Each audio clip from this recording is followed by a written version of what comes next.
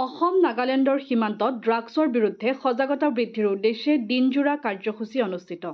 উজনি অসমৰ চৰাইদেউ জিলা আৰু ইয়াৰ সৈতে সংলগ্ন নাগালেণ্ডৰ মন জিলাত ভয়ংকৰ গতিত বৃদ্ধি পোৱা ড্ৰাগছৰ প্ৰচলনৰ বিৰুদ্ধে সজাগতা বৃদ্ধিৰ উদ্দেশ্যে আজি সীমান্তৱৰ্তী নামতোলাত সাংস্কৃতিক আৰু ক্ৰীড়া সমাৰোহৰ আয়োজন কৰা হয়। কেন্দ্ৰীয় চৰকাৰৰ সামাজিক ন্যায় আৰু সবলীকৰণ মন্ত্ৰালয়ৰ অধীনত চলি থকা নিচামুক্ত ভাৰত অভিযানৰ অন্তৰ্গত নিচামুক্ত প্ৰতিজ্ঞা নামেৰে নামতোলা মধ্য ইংৰাজী বিদ্যালয়ৰ খেলপথাৰত দিনজোৰা কাৰ্যসূচীৰে আৰম্ভণিতে পুৱা বাণিজ্য আৰু গ্ৰন্থমেলাৰ শুভাৰম্ভ কৰা হয়। ইয়াৰ পিছত অসমৰ চৰাইদেউ জিলাৰ দল আৰু নাগালেণ্ডৰ মন জিলা দলৰ মাজত ৰছী টনা প্ৰতিযোগিতা অনুষ্ঠিত কৰা হয়। ইয়াৰ পিছত দুয়োখন ৰাজ্যৰ সাংস্কৃতিক দলে বিভিন্ন সাংস্কৃতিক কাৰ্যসূচী পৰিৱেশন কৰে।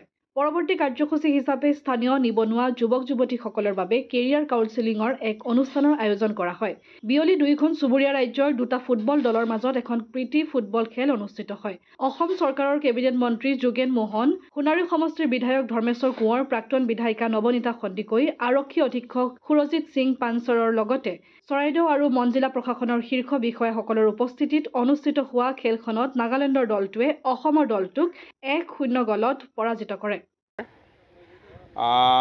Ministry of social justice and empowerment ডিপাৰ্টমেণ্টে যি প্ৰগ্ৰেম চলি আছে নিচামুক্ত ভাৰত অভিযান, তাৰে অংশ হিচাপে আমাৰ চৰাইদেউ ডিষ্ট্ৰিক্টত নিচামুক্ত প্ৰতিজ্ঞা এক কাৰ্যসূচী আজি আসাম আৰু নাগালেণ্ডৰ মাজত এই নামতোলা ঐতিহাসিক অঞ্চলটোত আজি এক দিনজোৰা কাৰ্যসূচী ছ'চিয়েল ৱেলফেয়াৰ ডিপাৰ্টমেণ্টৰ যোগেদি আমাৰ জিলা প্ৰশাসন আৰু মুন ডিষ্ট্ৰিক্ট জিলা প্ৰশাসনৰ যুটীয়াভাৱে এই কাৰ্যসূচীটো আৰম্ভ হৈছে।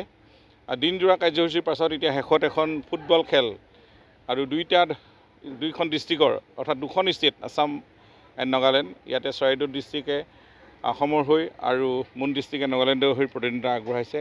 ই হ'ল সম্প্ৰীতি। খেলে সমাজ গঢ়ে, খেলে শান্তি আনে, প্ৰগতি আনে আৰু সমাজখন শক্তিশালী কৰে আৰু মৰম চেনেহ ভাৱটো অধিক আদান প্ৰদান হ'বলৈ হ'লে খেল আৰু কালচাৰ এণ্ড স্পৰ্টছৰ যোগেদিয়ে হয়। গতিকেলৈ আমি আজি যাতে এই দুইখন ষ্টেটৰ মাজত কোনো ধৰণৰ সংঘাত নহয় তাৰো এটা প্ৰচেষ্টা লোৱা হৈছে আৰু লগতে আজি যি উঠি অহা প্ৰজন্মৰ কাৰণে ভয়ানক এটা পৰিস্থিতি ড্ৰাগছ এডিক্টেড হৈছে। বহুত কম বয়সতে ছাত্ৰ ছাত্ৰীয়ে ড্ৰাগছ এডিক্টেড হৈ মাক দেউতাকৰ সপোন চুৰমাৰ কৰিছে, নিজৰ জীৱনটোক ইতিমধ্যে নিজৰ জীৱনটো একেবাৰে শেষ কৰি পেলাইছে। সেই ভয়াৱহ ছবিখনৰ পৰা আমাৰ অসমীয়া সমাজখন ৰক্ষা কৰিবৰ কাৰণে আমি আজি প্ৰতিজ্ঞা লৈছোঁ সকলো খেলপথাৰতে, যাতে আমি সকলোৱে নিজেও নিজৰ সমাজ পৰিয়াল সকলোৱে যাতে আমি এই নিচামুক্ত ভাৰত অভিযানত নিজেও অংশগ্ৰহণ কৰোঁ আৰু ইয়াত যাতে কোনো সমাজত এনেকুৱা ধৰণৰ ব্যাধি চলিবলৈ নোৱাৰে তাৰো ব্যৱস্থা, যাতে বৰ্ডাৰ অঞ্চলসমূহত এইখিনি অকল আমাৰ পুলিচ প্ৰশাসনে অলপ চোকা দৃষ্টি ৰাখে, যাতে ইয়াতে সৰবৰাহবিলাক হয় ইফালে সিফালে, সেইখিনিও যাতে নাইকিয়া হৈ আমি সমাজখন সুস্থিৰ কৰিব লাগে, জাতিটো গঠন হ'ব লাগে। উঠি অহা প্ৰজন্মক সুস্থ মানসিকতাৰে ভাল প্ৰজন্ম হিচাপে গঢ় দিবলৈ হ'লে এই নিচামুক্ত নিচা জাতীয় দ্ৰব্যৰ পৰা আঁতৰাই ৰাখিব লাগিব। সেই এটা আজি তাৰিখৰ এটা অতি গুৰুত্বপূৰ্ণ কাৰ্যসূচী। এই কাৰ্যসূচী যদি ৰূপায়ণ কৰা মই দুইখন জিলাৰ প্ৰশাসন, আজি চৰাইদেউ জিলাৰ প্ৰশাসন আৰু মুন জিলাৰ প্ৰশাসনক আমি ধন্যবাদ জনাইছোঁ। এটা সুন্দৰ এটা প্ৰগ্ৰেমেৰে আজি দিনজোৰা কাৰ্যসূচীৰে যাতে এটা ইম্পেক্ট হয় ভৱিষ্যতৰ কাৰণে, ছাত্ৰ ছাত্ৰী, শিশু, সমাজ সকলোখিনিয়ে ইয়াতে যে সকলো মহিলা পুৰুষ সকলোৱে এইখিনি ক্ষেত্ৰত যাতে আজি যি আমি সংকল্প লৈছোঁ অকল আজি ল'লেই নহ'ব, প্ৰতিজ্ঞা কৰিলে আজিলৈ নহ'ব, গোটেই জীৱনটোত আমি যাতে কাইলৈৰ পৰা ইয়াৰ কাৰ্যকৰী ৰূপত আমি আগবাঢ়ি যাওঁ, সমাজখনৰ গাঁৱে ভূঞে এৱাৰনেছ দিওঁ। এইখিনি কথা কাৰণে আজি এইটো প্ৰগ্ৰেম আজি খুব সময় উপযোগী প্ৰগ্ৰেম।